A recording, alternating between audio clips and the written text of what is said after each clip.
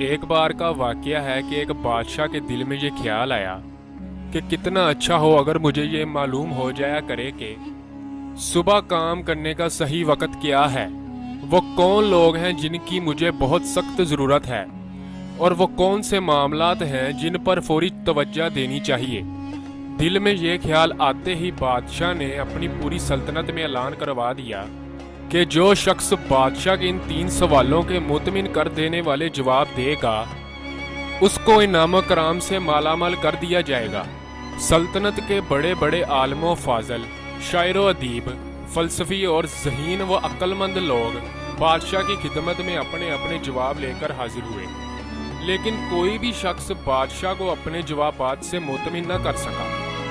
آخر کار بادشاہ نے طے کیا کہ وہ اس بزرگ و درویش کی خدمت میں حاضری دے گا جو ایک سنسان جنگل میں رہتا ہے اور صرف عام آدمیوں سے ہی ملاقات کرتا ہے۔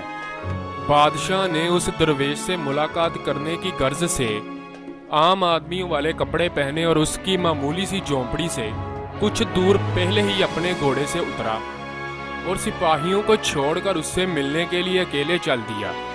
جب بادشاہ جھونپڑی کے قریب پہنچا تو اس وقت وہ درویش اپنی جھونپڑی کے سامنے پڑی ہوئی زمین کی کڑائی کر رہا تھا۔ بادشاہ کو دیکھتے ہی اس نے اپنی عادت کے مطابق پہلے سلام کیا اور پھر وہ اپنے کام میں مصروف ہو گیا۔ بادشاہ نے درویش کی خدمت میں بڑے ادب سے عرض کیا، اے بزرگ و درویش، میں آپ کے پاس اپنے 3 سوالوں کے جواب لینے آیا ہوں، اور وہ یہ ہیں: صبح کام کرنے کا صحیح وقت کیا ہے؟ وہ کون لوگ ہیں جن کی مجھے بہت سخت ضرورت ہے؟ اور وہ کون سے معاملات ہیں جن پر فوری توجہ دینی چاہیے؟ درویش نے بادشاہ کے تینوں سوال بہت غور سے سنے، لیکن کوئی جواب نہیں دیا، بلکہ پھر زمین کوڑنا شروع کر دیا۔ بادشاہ نے درویش سے پھاوڑا لیتے ہوئے کہا کہ آپ تھک گئے ہوں گے، لائیے پھاوڑا مجھے دے دیجئے، تھوڑی دیر آپ کا کام میں کروں گا۔ شکریہ۔ درویش نے یہ کہہ کر پھاوڑا بادشاہ کو دیا اور خود زمین پر بیٹھ گیا، لیکن بادشاہ نے درویش کو پھاوڑا نہیں دیا اور زمین کی کڑائی کرتا رہا۔ اسی طرح وقت گزرتا گیا، دھیرے دھیرے شام ہو گئی۔ انجام کار بادشاہ نے زمین پر آخری پھاوڑا مارتے ہوئے کہا، بزرگ درویش، میں آپ کے پاس اپنے 3 سوالوں کے جواب لینے آیا تھا۔ اگر آپ میری سوال کے جواب نہیں دے سکتے تو کہہ دیجئے، میں اپنے گھر لوٹ جاتا ہوں۔ بزرگ نے جواب دینے کے بجائے پیچھے مڑ کر دیکھا اور وہ بولے، دیکھو کوئی آدمی ادھر بھاگا ہوا آ رہا ہے، آؤ دیکھیں وہ کون ہے۔ بادشاہ نے اپنے پیچھے مڑ کر دیکھا، ایک آدمی جنگل سے جھونپڑی کی طرف بھاگا ہوا آ رہا تھا۔ وہ شخص اپنے ہاتھوں سے اپنے پیٹ کو دبائے ہوئے تھا اور خون اس کے ہاتھوں کے نیچے سے بہہ رہا تھا۔ جھونپڑی کے قریب آ کر وہ شخص کراہتا ہوا بادشاہ کے پاس آیا اور زمین پر گر کر بے ہوش ہو گیا۔ بادشاہ اور درویش نے اس آدمی کے زخم کو غور سے دیکھا۔ اس کے پیٹ پر بڑا سا زخم تھا۔ بادشاہ نے جہاں تک ہو سکا اس کے زخم کو اچھی طرح صاف کیا اور اس پر اپنے رومال اور درویش کے انگوچھے سے پٹی باندھی۔ بڑی مشکل سے اس کا خون بہنا بند ہوا۔ اب سورج ڈوب چکا تھا، ٹھنڈک بھی بڑھ چلی تھی، اس لیے بادشاہ نے درویش کی مدد سے زخمی کو جھونپڑے کے اندر پہنچا دیا اور اس کو چارپائی پر لٹا دیا۔ کچھ دیر کے بعد وہ زخمی شخص سو گیا۔ بادشاہ بھی دن بھر کی دوڑ دھوپ اور کام کی وجہ سے اتنا تھک گیا تھا کہ وہ دہلیز پر ہی سو گیا۔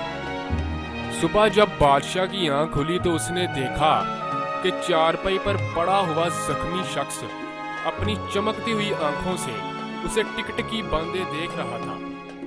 مجھے معاف کر دیجئے میرے آقا، اس زخمی نے بادشاہ سے التجا کی، میں تم کو نہیں جانتا، اور جب جانتا نہیں تو معاف کرنے یا نہ کرنے کا سوال ہی پیدا نہیں ہوتا۔ بادشاہ نے جواباً کہا، میں آپ کا دشمن ہوں، آپ نے میرے بھائی کو قتل کرا دیا تھا اور اس کی جائیداد ضبط کر لی تھی۔ میں نے عہد کیا تھا کہ میں آپ کو قتل کر دوں گا۔ آج جب مجھے معلوم ہوا کہ آپ درویش سے اکیلے ملنے گئے ہیں تو میں نے طے کیا کہ آپ جب واپس لوٹیں گے تو میں آپ کو راستے میں ہی قتل کر دوں گا۔ لیکن پورا دن گزر گیا اور آپ واپس نہیں لوٹے، تو میں آپ کا پتہ لگانے کے لیے اپنے ٹھکانے سے باہر آیا۔ جلد ہی آپ کے محافظ سپاہیوں سے میری مڈبیر ہو گئی۔ انہوں نے مجھے پہچان لیا اور مجھے زخمی کر دیا۔ میں ان سے بچ کر بھاگ نکلا، لیکن اگر آپ میری زخموں پر پٹی نہ باندھتے تو میں خون نکل جانے کی وجہ سے مر جاتا۔ میں نے آپ کو قتل کرنا چاہا، لیکن آپ نے میری جان بچا لی۔ اب اگر میں زندہ رہا تو ساری عمر غلام بن کر آپ کی خدمت کرتا رہوں گا۔ مجھے معاف کر دیجیے۔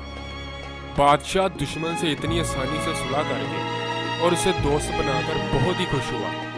اس نے اس کو معاف ہی نہیں کیا، بلکہ اس سے یہ بھی کہا، میں اپنے خادموں اور شاہی طبیب کو تمہاری دیکھ بھال اور علاج کے لیے بھیج دوں گا اور تمہاری جائیداد بھی واپس کر دوں گا۔ زخمی آدمی سے رخصت ہو کر بادشاہ جھونپڑی سے باہر آیا اور درویش کو ادھر ادھر دیکھنے لگا، کیونکہ جانے سے پہلے وہ ایک بار پھر اپنے سوالوں کے جواب حاصل کرنے کی کوشش کرنا چاہتا تھا۔ درویش باہر اپنے گٹنور جھکا ہوا ان کیاریوں میں بوائی کر رہا تھا، جو ایک روز پہلے گھوڑی اور بنائی گئی تھی۔ بادشاہ درویش کے پاس گیا اور بولا، اے بزرگو، میں آخری بار اپنے سوالوں کے جواب کی درخواست کرتا ہوں۔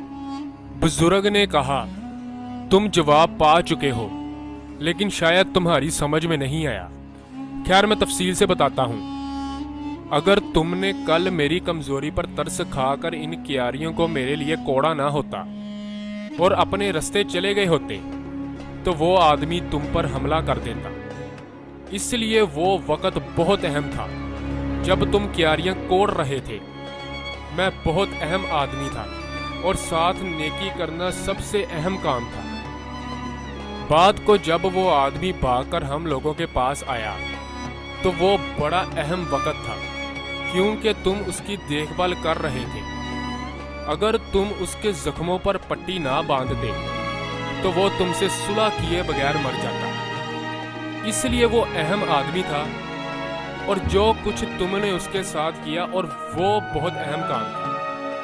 اس لیے یاد رکھو کہ ایک ہی وقت بہت اہم ہے، اور وہ ہے موجودہ وقت۔ اس لیے کہ یہی وہ وقت ہے جب ہمیں کوئی موقع اور کوئی طاقت حاصل رہتی ہے۔ سب سے اہم آدمی وہ ہے جس کے ساتھ تم ہو، اس لیے کہ کسی کو نہیں معلوم کہ پھر کبھی اس سے معاملہ پڑے گا یا نہیں۔ اور سب سے اہم کام یہ ہے کہ اس کے ساتھ نیکی کی جائے، کیونکہ انسان کو اس مقصد سے یہ زندگی عطا ہوئی ہے۔ اس طرح بادشاہ کو اپنے تینوں سوالوں کے جواب مل گئے۔ اس نے بزرگ کا شکریہ ادا کیا اور اپنے محل کو واپس لوٹ گیا۔ ویڈیو پسند آنے کی صورت میں اسے لائک کیجئے، چینل کو سبسکرائب کیجئے اور اس کو زیادہ سے زیادہ شیئر کیجئے، اور کمنٹ سیکشن میں اپنی رائے کا اظہار ضرور کیجئے۔